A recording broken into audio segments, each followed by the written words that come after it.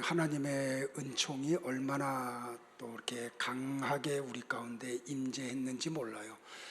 여러분들도 좀 이런 은혜의 자리를 사모하고 같이 나올 수 있기를 바랍니다. 시대마다 그 시대에 유행하는 유머들이 있습니다. 그런데 그 유머들은 그 당시의 사회가 어떤 사회임을 유머가 우리에게 그것을 드러내 줍니다. 그리고 어떻게 보면 가까운 미래에 어떤 현상들이 일어날 건지에 대한 그런 예견을 하는 것들이 될 수도 있습니다. 그래서 저는 시대마다 우리 사회에 어떤 유머들이 유행하고 사람들의 입에서 그게 오르내리는지를 유심히 살펴봅니다. 왜냐하면 그 시대상이기도 하고 미래에 일어날 어떤 것을 예견하는 일들이 되기 때문에 그렇습니다. 그런데 최근에 우리 사회에서 이렇게 희자되고 있는 유머들 가운데 어떤 유머가 있냐면 강 큰 남자 시리즈라고 하는 유머가 있습니다. 20대의 강 큰 남자는 누구냐면 아내에게 밥상 차려오라고 말하는 남자가 20대의 남자들의 간이 큰 사람들입니다. 30대의 강 큰 남자는 외출하는 아내를 보면서 어디 가냐고 물어보는 남자입니다. 40대의 강 큰 남자는 모르는 남자로부터 전화가 와서 아내를 바꿔달라고 할 때 그 남자가 누구냐고 물어보는 사람, 그 사람이 강 큰 남자입니다. 50대의 강 큰 남자는 아내가 외출하는데 외출하는 아내를 보면서 여보 몇 시에 들어와요 하고 물어보는 남자가 50대의 강 큰 남자고요. 저에게 해당되는 60대의 강 큰 남자는 아내가 외출하는데 여보 따라가도 돼? 하고 물어보는 남자는 60대의 강 큰 남자랍니다. 남편을 두고 아내들이 하는 유머 가운데 이런 유머도 있습니다. 집에 두고 오면 근심덩어리, 같이 나오면 짐덩어리, 혼자 내보내면 걱정덩어리, 마주 앉아 있으면 왼수덩어리. 근데 이제 할아버지 할머니 시리즈가 또 나온 거 아세요? 할아버지와 할머니의 관계 속에서 일어나는 유머가 있습니다. 할아버지들이 할머니들과 같이 결혼 생활을 오래 하면서 나이를 먹어가면 이제는 할머니들의 기세에 눌려서 말도 제대로 못하는 시대에 우리가 살고 있다고. 그래서 할아버지 할머니 유머 시리즈가 있습니다. 60대의 할아버지가 할머니에게 식사 때도 아닌데 맛있는 거 해달라고 할머니에게 요구하면 그때부터 두들겨 맞습니다. 70대 때는 할아버지가 아침에 일어나서 아침밥을 차려달라고 하면 그때 두들겨 맞습니다. 80대가 됐는데 80대 할아버지가 아침에 일어나서 할머니하고 눈이 마주침과 동시에 두들겨 맞습니다. 이게 요새 유행하고 있는 할아버지 할머니에 관계되는 유머입니다. 저는 이런 우스갯소리와 같은 유머를 들으면서 이걸 영적인 세계로 한번 적용을 해 보았습니다. 신부인 성도들이 신랑이신 예수님 앞에서 요새의 아내들 같이 그리고 할머니들 같이 기고만장하고 있지는 않은가?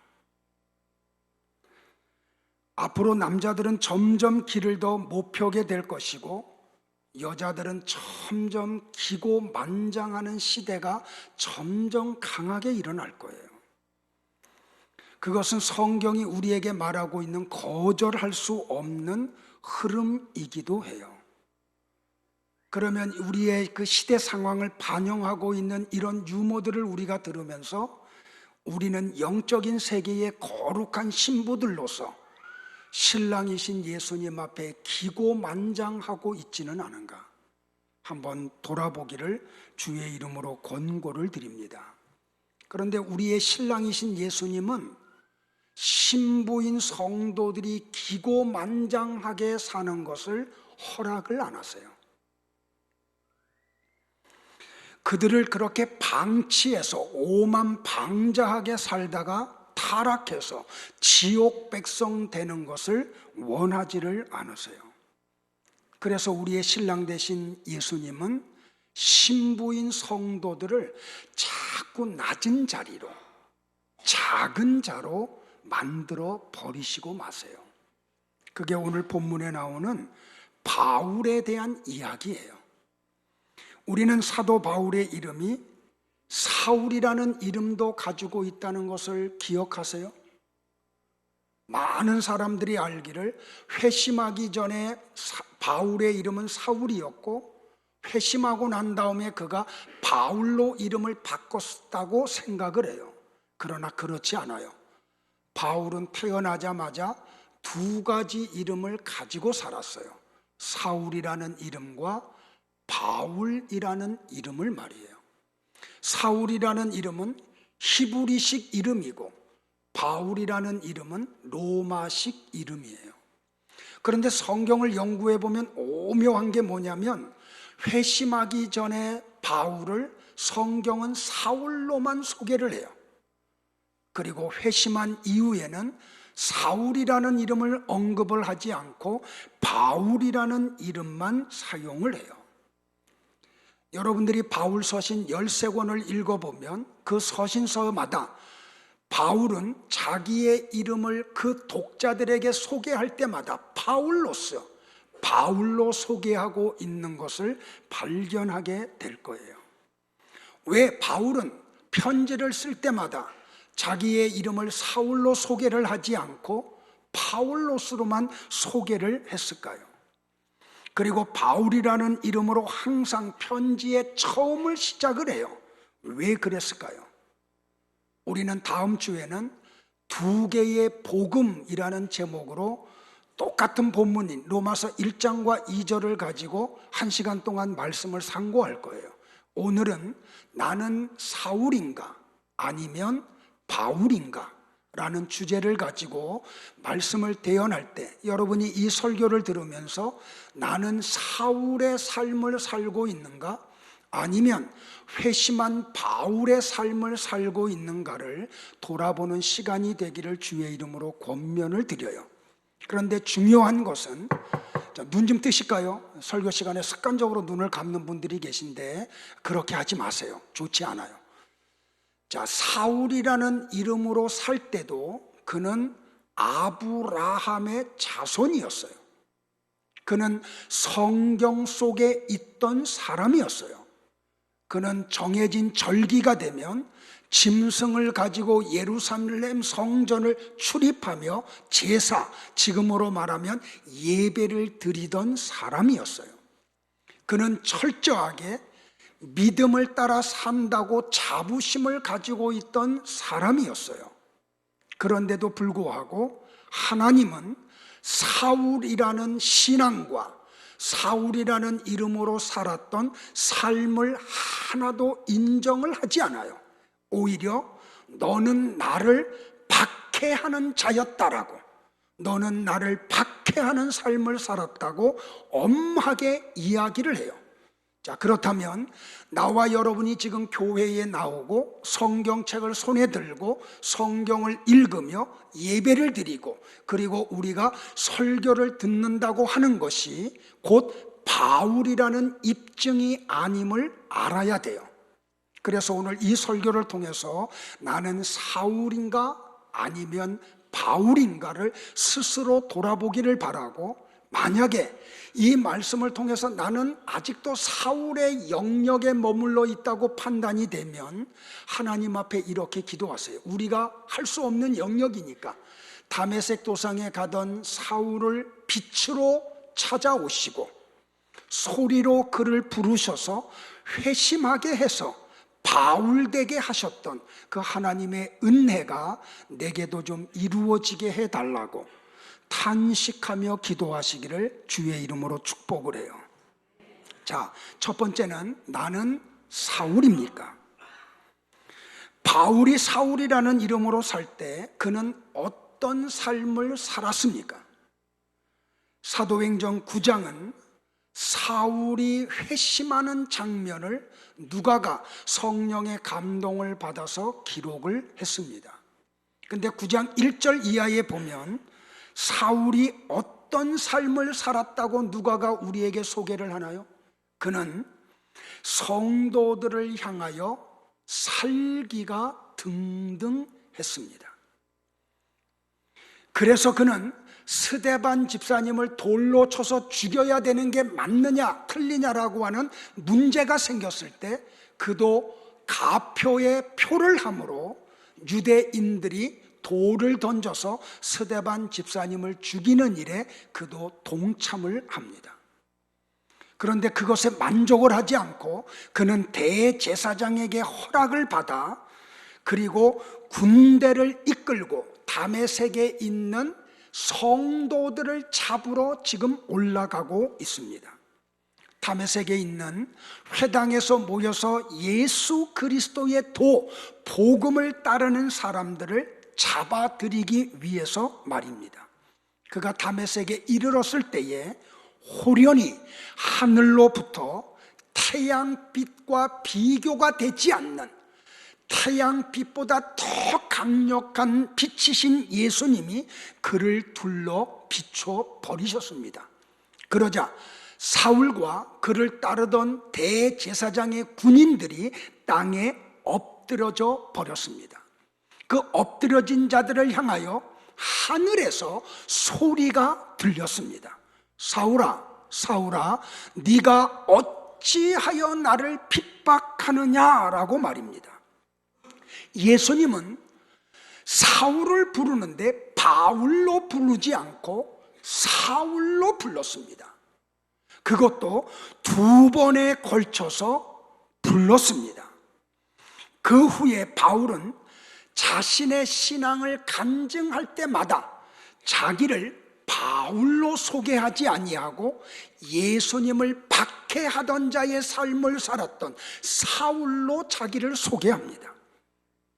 바울은 사도행전 22장 3절과 8절에서 예루살렘에 있는 유대인들에게 설교를 하는 가운데 자기를 간증하며 이렇게 설교를 합니다. 같이 볼까요? 시작. 나는 유대인으로 길리기아 다소에서 났고 이 성에서 자라 가말리엘의 문화에서 우리 조상들의 율법에 엄한 교훈을 받았고 오늘 너희 모든 사람처럼 하나님께 대하여 열심히 있는 자라. 내가 이 돌을 박해하여 사람을 죽이기까지 하고 남녀를 결박하여 옥에 넘겼노니 이에 대제사장과 모든 장로들이 내 증인이라. 또 내가 그들에게서 다메섹 형제들에게 가는 공문을 받아 가지고 거기 있는 자들도 결박하여 예루살렘으로 끌어다가 형벌받게 하려고 가더니 가는 중 다메섹에 가까이 갔을 때에 오정쯤 되어 호련히 하늘로부터 큰 빛이 나를 둘러 비치매 내가 땅에 엎드러져 드리니 소리 있어 이르되 사울아 사울아 네가 왜 나를 박해하느냐 하시거늘 내가 대답하되 주님 누구시니까 하니 이르시되 나는 네가 박해하는 나사렛 예수라 하시더라. 이렇게 바울은 회심한 후에도 결정적으로 자기의 과거의 모습을 이야기할 때는 자기를 바울로스로 소개하지 않고 사울로 소개를 했습니다. 또한 사도행전 26장 9절로 15절에 보면 그가 유대인들에게 결박을 당하고 로마로 재판을 받으러 가기 위해 가이사랴에 도착했을 때 아그리빠 왕에게 설교하면서 또다시 자기의 그 삶을 간증하며 설교를 합니다. 같이 한번 또 볼까요? 시작. 나도 나사렛 예수의 이름을 대적하여 많은 일을 행하여야 될 줄 스스로 생각하고 예루살렘에서 이런 일을 행하여 대제사장들에게서 권한을 받아 가지고 많은 성도를 옥에 가두며 또 죽일 때에 내가 내가 찬성 투표를 하였고 또 모든 회당에서 여러 번 형벌하여 강제로 모독하는 말을 하게 하고 그들에 대하여 심히 격분하여 외국 성에까지 가서 박해하였고 그 일로 대제사장들의 고난과 위임을 받고 다메섹으로 갔나이다. 왕이여, 정오가 되어 길에서 보니 하늘로부터 해보다 더 밝은 빛이 나와 내 동행들을 둘러 비추는지라. 우리가 다 땅에 엎드러짐에 내가 소리를 들으니 히브리 말로 이르되 사울아 사울아 네가 어찌하여 나를 박해하느냐. 가시채를 뒷발질하기가 네게 고생이니라. 내가 대답하되 주님 누구시니까? 주께서 이르시되 나는 네가 박해하는 예수라. 성경을 읽는데요, 입술 한번 벌리지 않고 읽지 않으면 어떻게 하시겠자는 거예요. 개인적으로도 읽지 않는데 교회에서 설교 시간에 우리 같이 성경 읽자고 하는데 성경 안 읽으면 어떻게 믿음 생활을 하시겠다는 거예요. 좀 다음에 성경 같이 읽을 땐 좀 소리내서 같이 읽기를 바랍니다. 죄송해요, 자꾸 나무라는 것 같아서. 그러나 책망을 들어야 돼요. 그래서 여러분들이 어찌하든지 복음안으로 믿음의 세계로 들어가야지 돼요. 자, 그러면 여러분들, 예수님을 만나기 전 그는 신앙의 세계 안에 있었어요. 그는 성경을 읽는 자였고 심지어는 암송하던 자였고 성경을 성경대로 살려고 하던 자였고 예배자로 철저하게 살았던 사람이에요. 그런데 그의 신앙과 그의 삶을 정작 하나님은 하나도 인정을 안 해요. 만약에 여러분들이 지금 교회를 나와 있고 성경책을 들고 있으며 예배를 드리고 설교를 듣는다고 할지라도 만약에 여러분들이 사울의 신앙과 사울의 삶을 살고 있다고 하면 지금 여러분들이 가지고 있는 신앙은 하나님 앞에서 아무것도 아닌 게 되고 여러분이 하는 그 열심은 하나님이 전혀 인정하지 않을 뿐만 아니라 여러분이 열심히 하면 할수록 그것은 하나님을 핍박하는 일이 된다는 사실을 인정하세요? 성경 얘기예요. 그러니까 여러분들이 이 말씀이 불편한 사람들이 있다고 하면 하나님의 말씀이 지금 여러분 속에 들어가서 여러분을 불편하게 하는 거예요. 여러분들이 사울임을 자꾸 고발하는 거예요. 여러분들의 신앙이 사울의 신앙임을 고발하고 여러분의 삶이 사울의 삶임을 고발하는 거예요. 만약에 여러분들 하나님이 네가 열심히 하면 할수록 그 열심은 나를 박해하는 거야 라는 삶을 깨닫지 못하고 평생을 살면 나는 열심히 살았는데 그러면 그건 어떻게 돼요? 그거는 지옥 가는데 더 큰 역할을 하는 일이 되고 말아요. 그러니까 오늘 우리는 사울이 어떤 사람임을 성경을 통해서 한번 추적해 가 보려고 해요. 자, 사울은 빌립보서 3장 5절에서 자기를 소개하며 이렇게 소개를 해요. 같이 볼까요? 시작. 나는 8일 만에 할례를 받고 이스라엘의 족속이요 베냐민 지파요 히브리 인중의 히브리인이요 율법으로는 바리새인이요 라고 얘기해요. 자, 보세요 여러분들, 바울이 자기를 소개하면서 뭐라고 이야기해? 나는 8일 만에 할례를 받은 사람이라고. 이게 무슨 말인지 아세요? 나는 정통 유대인이라고 하는 자기의 소개예요. 그러면서 뭐라 그래요? 나는 이스라엘의 족속이라고. 다시 말하면 야곱의 아들 12아들에 속한 지파에서 태어난 후손이라는 말이에요. 그러면서 뭐라 그래요? 베냐민 지파라고 이야기해요. 베냐민 지파라는 말이 뭐예요 여러분들? 여러분들 야곱의 12아들 가운데 베냐민이 몇 번째 아들이에요? 막내 아들, 12번째 아들이에요. 그의 아내가 베냐민을 해산하고 세상을 떠났어요. 그래서 야곱은 특별히 라헬이라고 하는 자기 부인을 어떤 여자들보다 더 사랑했던 여인이에요. 근데 그 사랑하는 여자가 아들을 낳고 세상을 떠났어요. 그 아들이 막내 아들이에요. 베냐민 지파 하면 여러분들에게 떠올라오는 사람이 있죠. 베냐민 지파 가운데 가장 높은 자리에 올라갔던 사람, 그가 누군가요? 사울 왕이에요. 자, 그러면 우리는 구약 성경에서 베냐민 지파에서 가장 높은 자리에 올라갔던 사울이 어떤 사람임을 같이 한번 추적해 갈 필요가 있어요. 사울은 베냐민 지파 사람 중에서 가장 출세를 했던 사람 가운데 한 사람이에요. 그래서 베냐민 지파 사람들에게 있어서 사울이라는 이름은 곧 힘과 부와 명예를 상징하는 사람으로 여겨졌어요.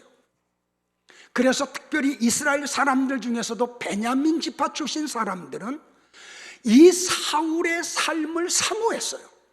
이 세상에서 힘을 갖고 부와 명예를 가지고 누리면서 떵떵거리면서 사는 삶을 사모했어요. 그래서 베냐민 지파 사람들은 아들을 낳으면 사울과 같은 사람이 됐으면 좋겠다, 그런 위치에 올라가면 좋겠다 하는 소망을 가지고 자기 아들을 사울이라는 이름을 붙이기를 즐거워했어요. 그런데 어느 날 어떤 가정에 베냐민 지파에서 아들이 태어나요.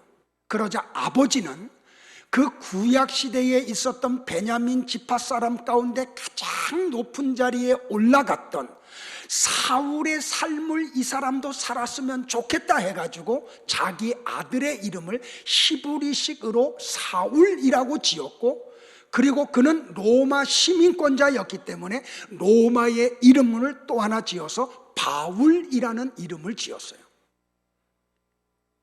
그런데 여러분들 보세요. 구약의 이스라엘의 첫 번째 왕이었던 사울 왕은 하나님이 세운 왕이 아니에요.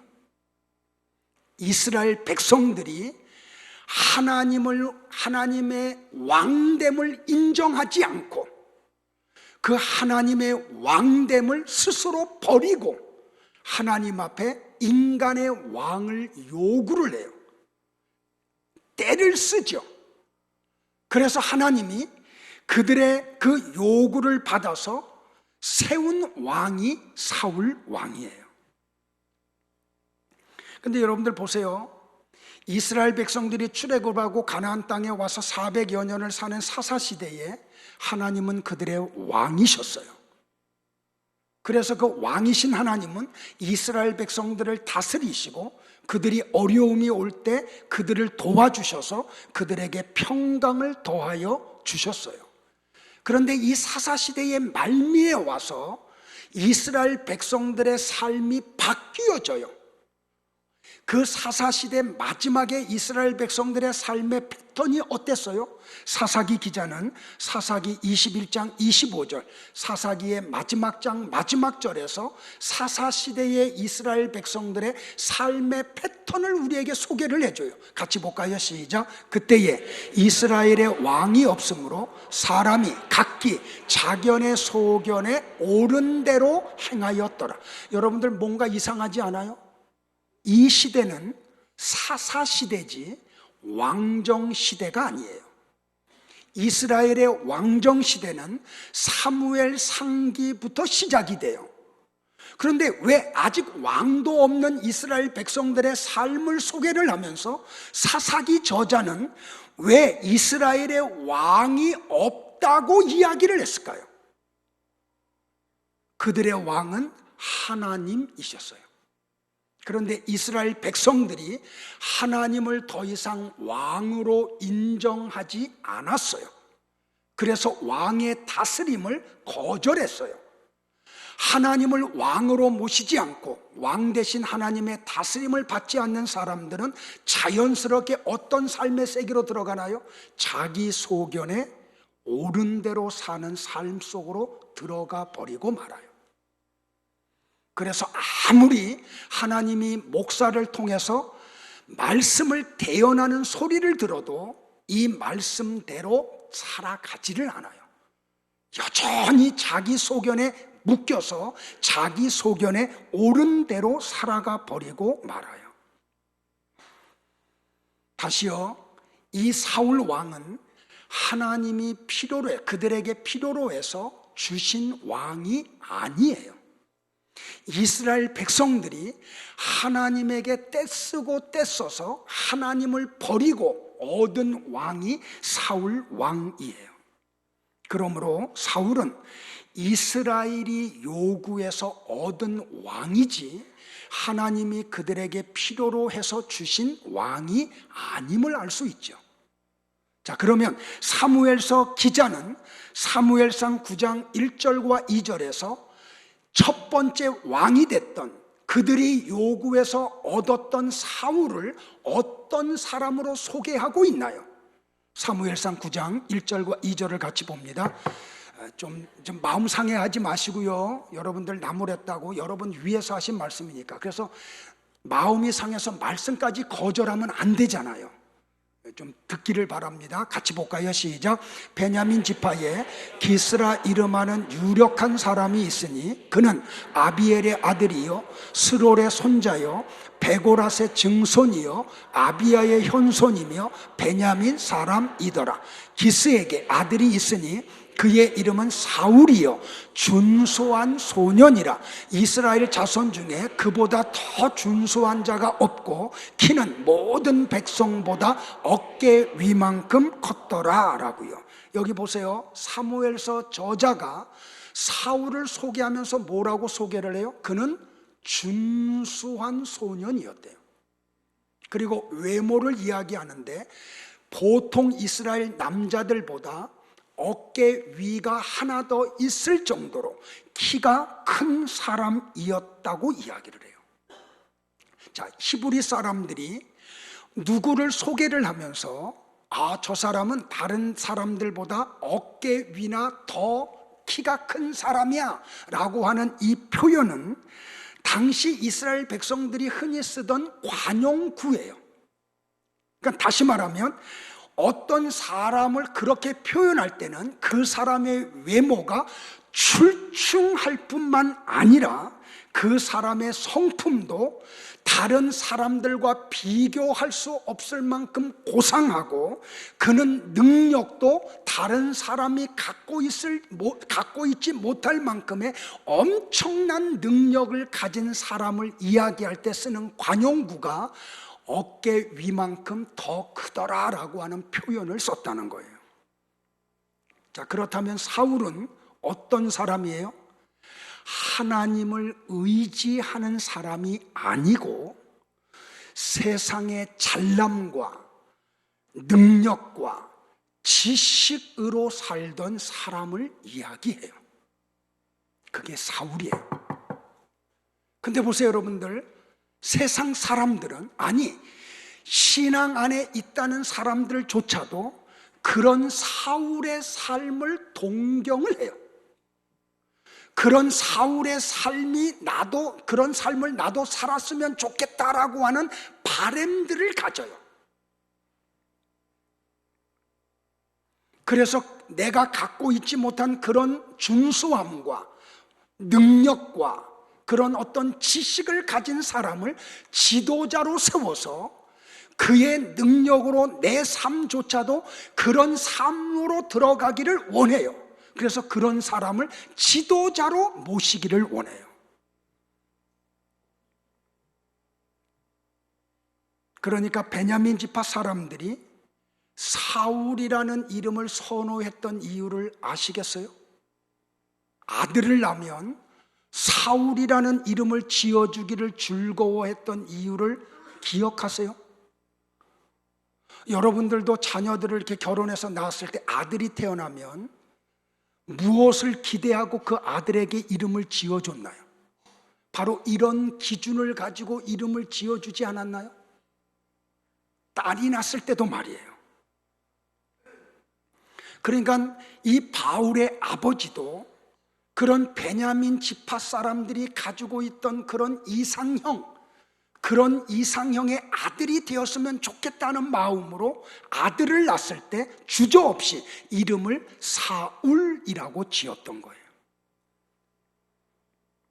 그러니까 바울은 사울로 살아갈 때, 회심하기 전까지 사울로 살아갈 때 하나님을 섬기는 것도 하나님의 은혜 안에서 하나님이 공급하시는 능력으로 섬긴 게 아니고 자기를 과시하고 자기를 이스라엘 백성들 앞에서 드러내기 위해서 자기의 힘과 능력과 자기의 품성을 가지고 하나님을 섬겼던 거예요. 우리 셀 경험 세미나를 하신 여러분들은 어저께 제 아내가 강의했던, 간증했던 내용이 바로 이 내용이에요. 쉽게 이해가 되시죠? 제 아내가 45년 동안 그렇게 살아왔어요. 그래서 자기는 굉장한 믿음의 사람이고 내 이 열심은 하나님을 위한 열심이며 그러므로 하나님은 나를 인정해야 되고 하나님은 나를 잘되게 해야 된다고. 근데 그거는 사단의 노름이었던 거지요. 그게 하나님과 관계없는 영역 속에서 일어난 자기 열심이고 자기의 의라고 하는 걸 깨닫는 순간 사람은 미쳐버리는 거죠. 무너지는 거죠. 그럼 나는 뭐냐고 말입니다. 그때부터 하나님은 우리 부부를 철저하게 그 세계로 끌고 가시는 거죠. 나는 여러분들이 그렇게 회심하는 은혜가 있기를 주의 이름으로 당부를 드려요. 그러니까 사울이라는 이름으로 살아갈 때 그는 큰 자로 살아왔던 거죠. 그러니까 하나님과 신앙 안에서 그가 하는 모든 것들이 신앙 안에서 이루어지는 것 같았지만 그러나 하나님과 전혀 관계없는 일이었던 거죠. 그래서 다메섹 도상에서 예수님이 그런 사울을 2번 부르면서 너는 나를 박해하는 자다라고 말했던 게 바로 그 이유죠. 아시겠어요, 여러분들? 그러니까 사울의 신앙을 가지고 사울의 삶을 살면서 열심히 하면 할수록 그 열심은 하나님을 박해하는 일이 되고 말아요. 무서운 거죠, 여러분들. 이것이 바로 전형적인 사울의 삶이라는 걸 아세요, 여러분들? 그러한 사람은 절대로 하나님의 말씀을 수용을 못해요. 그리고 하나님의 말씀 앞에 순종할 마음도 없어요. 그러니까 복종의 세계에 들어가는 것은 더더군다나 어려워요. 자, 사울의 삶이 어떻게 전개되는지 한번 추적해 가볼까요? 마침내 사울이 이스라엘의 왕이 됐어요. 자, 고기 좀 드실까요? 조금 좀 정신 차리고요. 집중하세요. 사단에게 넘어가면 안 돼요. 집중하고 이 말씀 속에 들어오기를 바라요. 자, 사울이 이제 왕이 돼서 세월이 흘러갔어요. 하루는 사무엘 선지자를 하나님이 사울 왕에게 보내요. 그리고 아말렉과 전쟁을 하라고 그러세요. 그러면서 하나님은 뭐라고 약속을 하시냐면 이 전쟁을 내가 너로 이기게 할 거야. 전쟁에 이기면 너는 아말렉 왕 아각을 죽여버려. 그리고 그들이 거느리고 있던 모든 짐승도 다 죽여버려 라고 명령을 내려요. 그래서 사울 왕은 하나님의 약속을 붙들고 아말렉과 전쟁을 해요. 하나님은 신실한 분이시죠. 그래서 이스라엘로 이기게 해요. 사울 왕으로 이기게 해요. 그런데 사울 왕, 자기 소견에 옳은 대로 살았던 사울이 어떤 결과를 가져와요? 아말렉 왕 아각을 죽이지 않아요. 하나님의 말씀을 버리고 자기 소견에 옳은 대로 판단을 해요. 그리고 짐승들을 다 죽이지 않고 아주 튼튼하고 보기 좋은 짐승들을 살려가지고 가지고 와요. 그때 사무엘 선지자가 그 전쟁에 도착을 하고 사울 왕에게 물어보죠. 하나님이 당신에게 약속한 걸 다 지켜주셨는데 당신은 그 하나님의 말씀대로 약속을 지켰느냐고.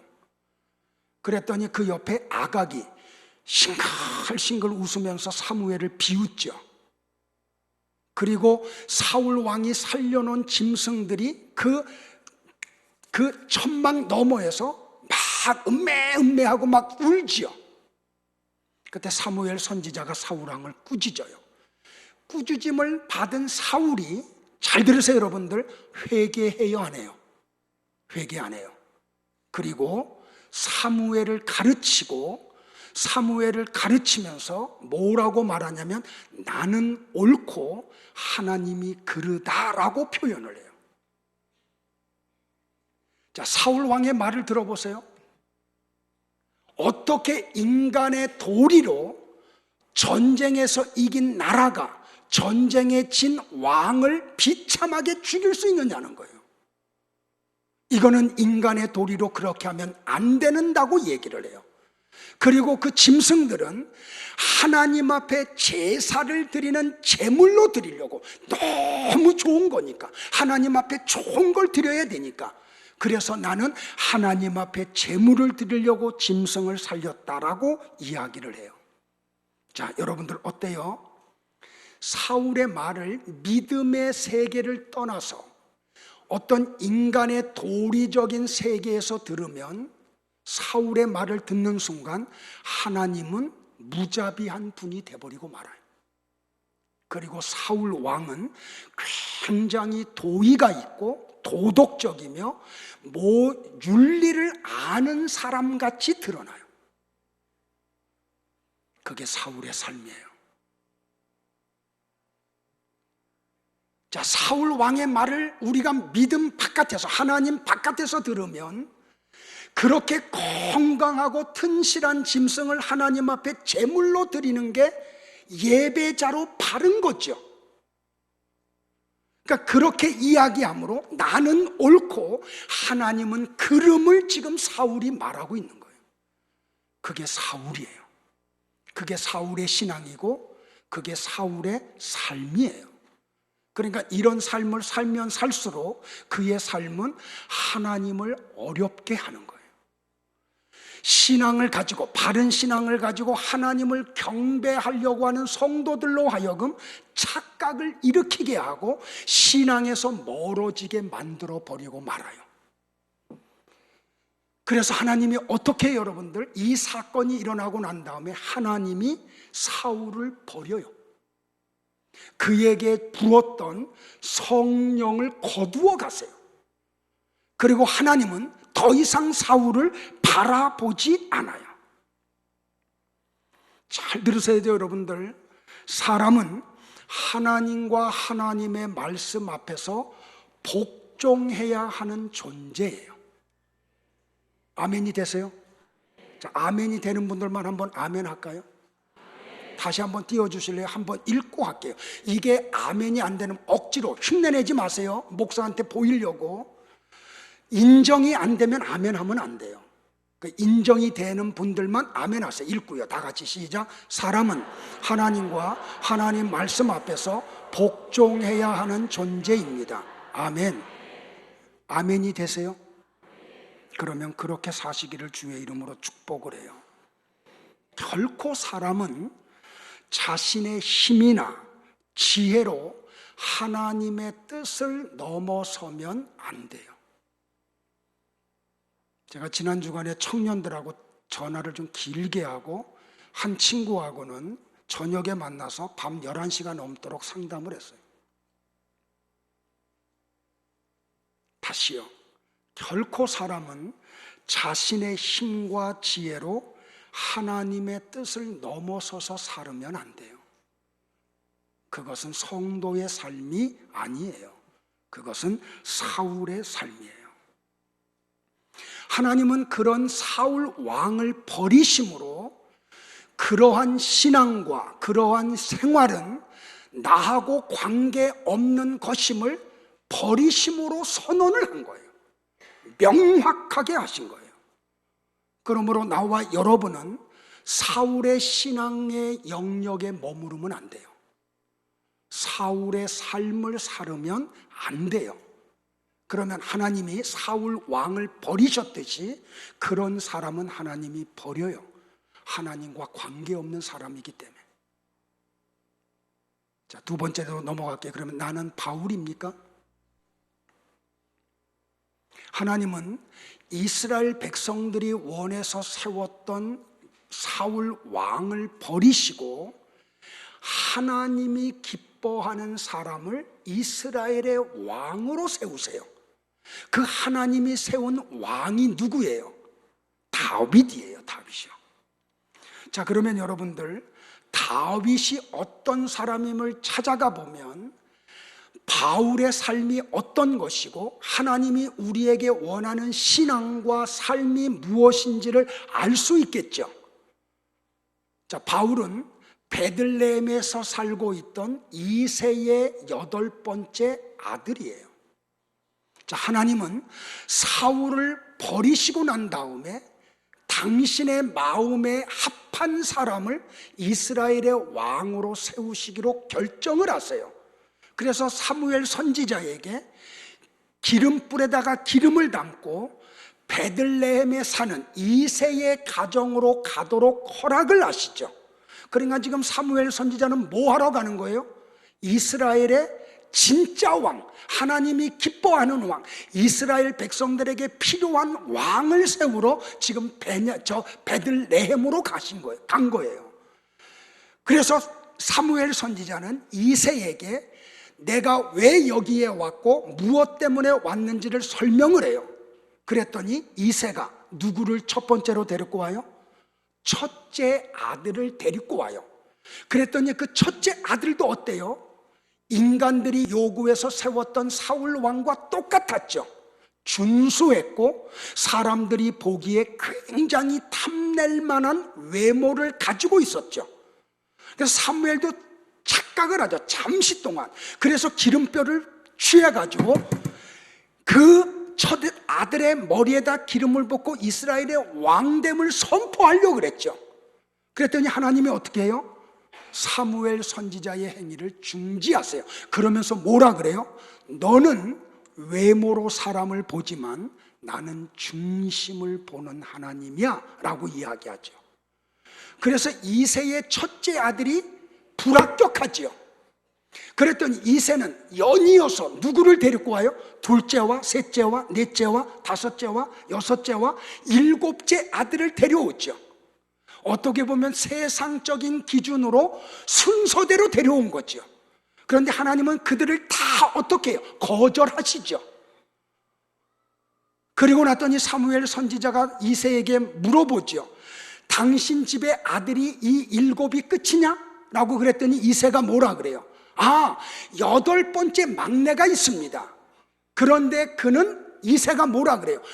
내가 볼 때 이스라엘의 왕됨 자격을 갖고 있지 못한 자입니다. 이새의 말을 한마디로 말하면요, 이새는 세상적인 기준을 가지고, 이새도 사사시대의 마지막 시대를 살던 사람이죠. 그러니까 그도 하나님을 왕으로 모시지 않은 사람이죠. 자기 소견에 옳은 대로 산 사람이잖아요.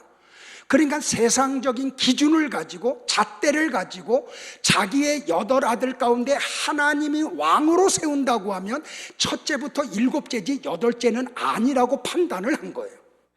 그래서 아예 다윗을 사무엘 선지자 앞에 데려오지도 않았던 거예요. 이해되세요, 여러분들? 그러니까 아버지가 생각할 때도 다윗은 왕의 어떤 조건을 하나도 갖고 있지 못한 사람이었다는 거예요. 다윗은 너무 어렸고 작았으며 볼품이 없었어요. 아버지조차도 왕감이라고 생각하지 않을 정도로 볼품 없는 사람이었어요. 그런데 하나님은 그렇게 세상적인 기준으로 자격 없는 다윗을 이스라엘의 왕으로 세워요. 그게 나와 여러분이 되어야 돼요. 그게 바울이에요. 그게 바울의 삶이에요. 자, 그래서 사무엘 선지자가 기름불에서 뚜껑을 열고 다윗에게 기름을 부어서 이스라엘의 왕됨을 선언하죠. 자, 다윗의 삶을 한번 추적해 가볼까요? 이제 이스라엘과 블레셋과의 전쟁이 일어났어요. 이 사건 이후에. 그래서 이새의 가정에 있던 첫째 아들부터 일곱째 아들은 징병을 당해서 전쟁터에 나가요. 그런데 어느 날 아버지가 자격 없는 이새에게 심부름을 시켜요. 그래서 전쟁터에 다윗이 도착을 해요.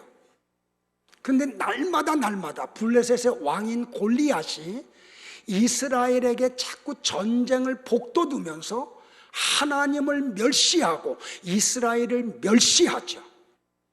그런데 세상의 모든 조건을 가지고 있었던 사울 왕과 이새의 일곱 아들은, 그리고 이스라엘의 장군들은 그런 골레셋을 향해서 한마디 말도 하지 못하죠. 다 기가 죽어서 골리앗 앞에 말도 하지 못할 뿐만 아니라 그를 마주 나가서 전쟁을 일으킬 생각조차 못하죠. 그런데 세상의 기준으로 자격 없는 다윗, 어린 자, 작은 자가 골리앗의 말을 듣는 순간 어때요? 하나님의 의분이 그에게서 솟구치죠. 그래서 형들에게 뭐라 그래요? 내가 저놈을 향해서 나가겠다고 얘기하죠. 그랬더니 세상의 조건을 갖추고 있는 사람들이 세상적으로 보잘것없는 그 다윗을 향해서 조롱을 하죠. 네 같은 것이 뭘 거기 나가겠냐, 우리도 못 나가는데, 그러잖아요. 그런데 이 보고가 사울 왕에게까지 들리죠. 그래서 사울 왕이 다윗을 불러요. 야, 전쟁에 나가면 세상적인 것을 구비해야 돼 하고 자기가 입던 갑옷을 벗어서 주죠. 근데 이 다윗이 입었더니 너무 커서 맞아요, 안 맞아요? 안 맞아요. 그래서 입을 수가 없어서 벗고 가죠. 그게 뭐예요? 그게 바울이에요. 그게 바울의 삶이에요. 세상의 힘과 능력으로 살아가는 게 아니고 하나님의 은혜와 하나님의 능력으로 살아가는 게 바울이에요. 그게 바울의 삶이에요. 자, 이렇게 사울 왕은 하나님 앞에서 하나님이 세운 사람이 아니에요. 이스라엘 백성들이 원해서 세움을 받은 왕이에요. 그는 큰 자였죠. 사울이라는 이름이 큰 자라는 뜻이잖아요. 반면에 다윗은 하나님이 세운 왕이었죠. 그런데 하나님이 세운 왕은 세상적인 눈으로 보니까 작은 자였죠. 성경은 이 두 사람의 차이를 극명하게 드러내므로 하나님의 사람과 그렇지 않은 사람을 극명하게 드러내고 있는 거예요. 골리앗은 자기를 향하여 싸우러 나온 다윗을 보자마자 무엇이라고 합니까, 여러분들? 네가 나를 개로 알고 막대기를 가지고 나왔느냐라고 말하면서 비웃어요. 사단의 아들이 하나님의 아들을 향해서 비웃어요. 그리고 뭐라 그래요? 그들의 신의 이름을 부르면서 다윗을 저주해요. 그리고는 그는 이리 오너라, 내가 네 시체를 저 새와 들짐승에게 주겠다고 골리앗이 다윗에게 외쳐요. 다윗은 그런 골리앗이 볼 때 전쟁터에 나올 만한 자격이 없는 자였음이 드러나는 거죠. 그런데 다윗은 자신과 하나님을 조롱하는 저 골리앗을 향해서 사무엘상 17장 45절로 47절에서 이렇게 소리를 질러요. 나와 여러분의 외침이 되기를 바라요. 자, 같이 할까요? 시작. 너는 칼과 창을 가지고 나왔지만 나는 전능하신 여호와 곧 네가 모욕하는 이스라엘 군대의 하나님의 이름으로 나왔다. 오늘 여호와께서 너를 내 손에 넘겨주실 것이며 나는 너를 죽여 네 목을 자르고 또 블레셋 군의 시체를 새와 들짐승에게 주어 먹게 하겠다. 그러면 온 세상이 이스라엘에게 하나님이 계신 것을 알게 될 것이다. 그리고 이곳에 있는 모든 사람들도 여호와께서 자기 백성을 구원하는데 창이나 칼이 필요치 않음을 알게 될 것이다. 이게 다윗의 고백이에요. 작은 자 다윗은 자신의 능력으로 전쟁터에 나간 게 아니죠. 자신의 능력으로 골리앗과 싸운 게 아니라는 말이에요. 그는 하나님의 능력을 힘입어서 싸웠어요. 이것이 성도의 올바른 삶의 자세예요. 여러분들이 세상의 능력으로 이 땅을 살아가면 안 돼요. 하나님의 공급하시는 은혜로 살아가야지 돼요. 성도 여러분들, 이거 아세요? 하나님의 능력은 언제나 작은 자 위에 임해요. 하나님은요, 자기 스스로 큰 자라고 여기며 사는 사람에게 절대로 은혜를 부어주시지 않으세요. 하나님의 능력이 임하자 세상 누구도 건드릴 수 없었던 골리앗이 다윗 앞에서 처참하게 죽어버리죠. 이것이 하나님 나라의 삶의 원리예요.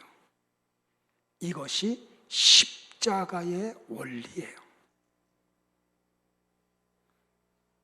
이것은 구속 역사에서 살아야 할 성도의 삶의 방식이어야 돼요.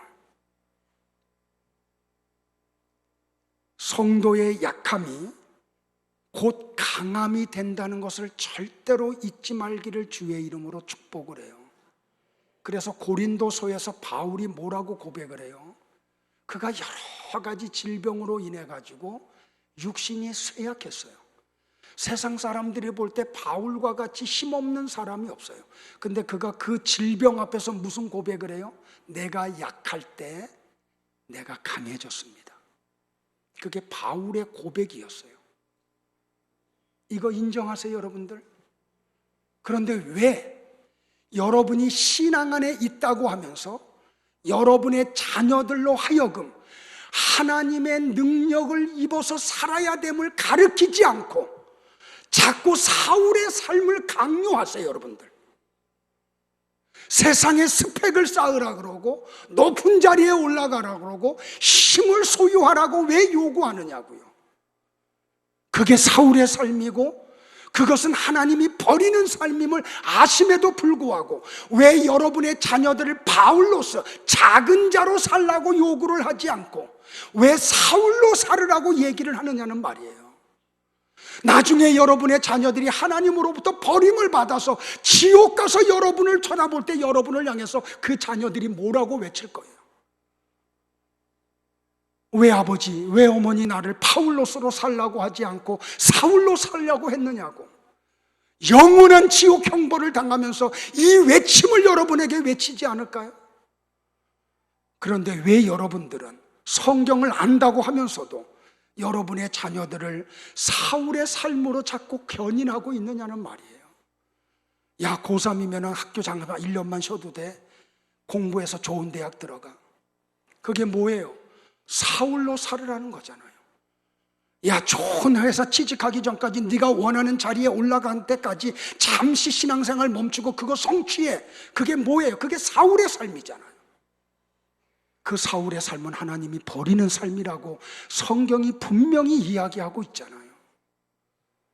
새겨듣기를 주의 이름으로 축복을 해요. 바울이라는 이름의 뜻이 뭐예요? 작은 자라는 뜻이잖아요. 그러니까 바울은 양이나 수가 적을 때 쓰는 용어가 바울로스예요. 크기가 작을 때 쓰는 용어가 뭔지 아세요? 그게 바울로스예요. 바울은 다메섹 도상에서 예수님을 만나기 전까지 철저하게 유대주의자로 살아왔어요. 제가 지난주에 한 청년하고 거의 1시간 가까이 전화 통화했던 게 바로 이 내용이에요. 근데 이 친구가 못 알아들어요. 오늘 좀 알아들었으면 좋겠어요. 그는 사울이었던 거죠. 그는 큰 자로 살아왔던 거예요. 그래서 예수님께서 그를 부르실 때 바울로서 작은 자로 부르지 않았어요. 너는 큰 자의 삶을 살았어. 나와 관계없는 삶을 살았어 하고 사울아 사울아 하고 부르신 거예요. 그의 이름을 사울로 부르심으로 그의 실체를 폭로해 버리신 거죠. 예수님께서 그를 사울로 부르시는 순간 그는 바울, 즉 작은 자의 삶으로 끌려 내려가 버리고 말았어요. 그래서 그때부터 그는 평생 어떻게 살아가요? 작은 자로 살아가요. 이것이 정상적인 성도의 삶임을 깨닫기를 축복을 해요. 자, 말씀 정리할게. 이제 이제 마지막 왔어요. 자, 조금만 더 집중해 주세요. 바울은 갈라디아서 1장 13절과 14절에서 자기가 사울로 살았을 때의 삶을 이렇게 소개를 해요. 갈라디아 교회 성도들에게. 같이 볼까요? 시작. 내가 이전에 유대교회에 있을 때에 행한 일을 너희가 들었거니와 하나님의 교회를 심히 핍박하여 잔해하고 내가 내 동족 중 여러 영갑자보다 유대교를 지나치게 믿어 내 조상의 유전에 대하여 더욱 열심히 있었으나 라고 말해요. 바울은 회심하기 이전에 자기가 유대교를 지나치게 믿었대요. 그는 하나님을 믿은 게 아니에요. 하나님과 관계된 삶을 사는 게 아니에요. 그는 그렇게 열심히 살았던 사람이에요. 그래서 그는 율법과 장로들의 유전에 더욱 열심을 가지고 살아갔어요.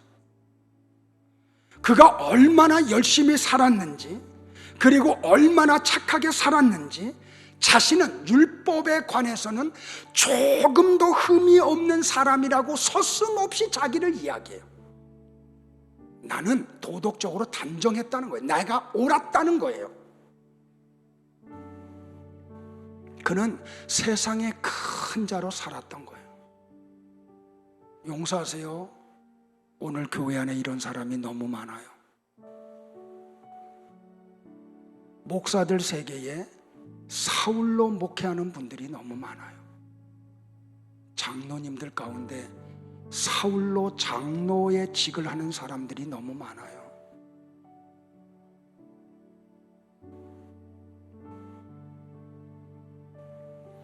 그랬던 바울이 다메섹에서 예수님을 만나고 회심을 해요. 그리고 이제 성경에 대한 눈이 다시 열려요. 그러니까 이전에 사울로 읽던 성경과 바울로 읽는 이 성경이 달라져요. 여러분들 지금 경험하고 있는 분들이 우리 교회 안에 많잖아요. 저를 포함해서. 이전에 보던 성경과 지금 보는 성경이 달라요. 똑같은 활자로 되어 있고 똑같은 글씨체로 되어 있고 똑같은 글자인데 그때 보던 성경과 지금 보는 성경이 달라요. 바울이 그랬듯이 말입니다. 그래서 하나님을 알아가면 알아갈수록 그는 큰 자에서 자기가 작은 자임을 발견을 해요.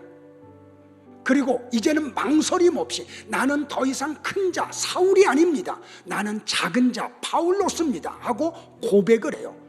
그가 어디까지 이르는지 한번 찾아가 볼까요? 성경을 통해서요. 먼저 고린도전서 15장 8절과 9절을 보겠어요. 같이 봅니다. 시작. 맨 나중에 만삭되지 못하여 난 자 같은 내게도 보이셨느니라. 나는 사도 중에 지극히 작은 자라. 내가 하나님의 교회를 핍박함으로 사도라 칭함을 받기에 감당치 못할 자로다. 바울이 자기를 뭐라고 소개해? 나는 만삭되지 못하여 태어난 사람과 같다. 쉽게 얘기하면 칠삭동이라는 말이에요. 나는 하나님 앞에 가니까요 칠삭동이와 같은 사람입니다. 그러면서 뭐라고 고백을 해요? 나는 사도들 중에 지극히 가장 작은 자입니다. 사도의 반열에 자기의 이름이 들어간 게 부끄러울 정도라는 거예요. 왜? 하나님을 알아가니까. 그러다가 그가 조금 더 하나님을 알아가니까 어떻게 고백을 해요? 에베소서 3장 8절을 볼까요? 다 같이 봐요. 시작. 모든 성도 중에 지극히 작은 자보다 더 작은 나에게 이 은혜를 주신 것은 측량할 수 없는 그리스도의 풍성함을 이방인에게 전하게 하시고. 자, 이제는 보세요. 바울이 어디로 비교해요? 사도의 반열에 자기에 놓는 것을 이제는 더 이상 하지를 못해요.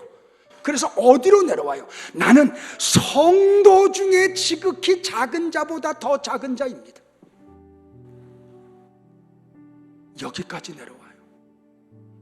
나는 성도라는 이름으로 불리는 것조차 너무 부끄럽습니다. 이 고백을 하는 거예요. 그가 겸손해서 이런 고백을 하는 게 아니에요, 여러분들. 하나님을 알아가니까, 하나님을 알아가면 알아갈수록 자기는 바울로서 작은 자임이 철저하게 드러나는 거예요. 그래서 사도로 고백하다가, 사도 중에 가장 작은 자로 고백하다가, 이제는 거기까지도 얘기하지 못하고 성도로 고백하다가, 성도 중에서도 가장 작은 자리, 성도 중에 줄을 세우면 맨 끝에 내가 있다는 거예요. 그런 바울이 마지막 죽음 앞에 가면 뭐라고 고백하는지 아세요, 여러분들? 디모데전서 1장 15절과 16절을 볼게요. 다 같이 봐요. 시작. 미쁘다 모든 사람이 받을 만한 이 말이요, 그리스도 예수께서 죄인을 구원하시려고 세상에 임하셨다 하였도다. 죄인 중에 내가 괴순이라. 그러나 내가 국류를 입은 까닭은 예수 그리스도께서 내게 먼저 일절 오래 참으심을 보이사 후에 주를 믿어 영생 얻는 자들에게 본이 되게 하려 하심이니라. 마지막에 뭐라고 고백을 해요, 여러분들? 나는 죄인입니다 라고 고백을 해요. 그냥 우리가 기도할 때 그냥 통상적으로 나는 죄인, 이런 고백이 아니에요, 여러분. 내가 정말 죄인임을 알고 고백하는 거예요. 근데 뭐라고 고백해요? 나는 죄인 중에서도 가장 악랄한 존재입니다 라고 고백을 해요.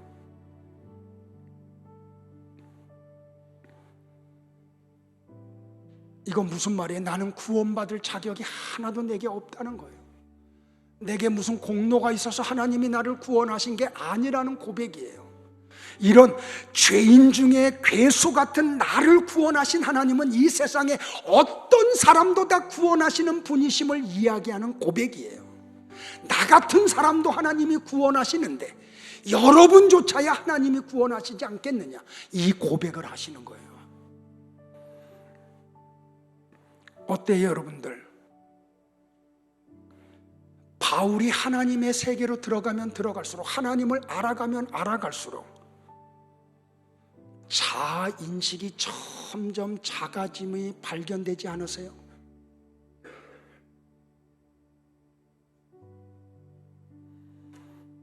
바울은 하나님을 알아가면 알수록 자기 자신이 작은 자임을 발견을 해요. 자신이 티끌, 아파르에 불과한 자라는 것을 철저하게 인정을 해요. 바울은 지금 우리에게 무슨 메시지를 주고 있는 거예요? 로마서 서두에서 하나님을 알아가면 알아갈수록 자기가 대단한 인물로 변해가는 게 아님을 이야기하죠. 그래서 그의 모든 편지의 첫 단어가 파울로스, 조금 더 구체적으로 얘기하면 그리스도의 종 바울로스, 이렇게 자기를 소개해요. 하나님의 은혜는 자신을 큰 자로 착각하고 있던 사람으로 하여금 자신이 작은 자임을 발견하고 하나님만을 전적으로 의지하는 자의 자리로 내려오게 만들어요.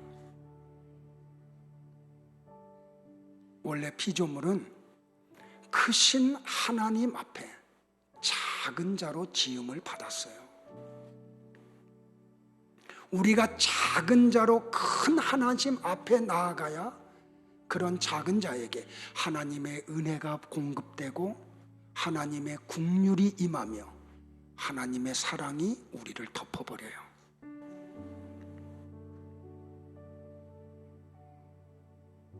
그래야지만이 우리는 하나님과 연합할 수가 있어요. 그런데 인간들은 끊임없이 큰 자의 삶을 추구해요. 타락했기 때문에. 그래서 신앙의 공동체에 들어와서도 큰 자가 되려고 해요.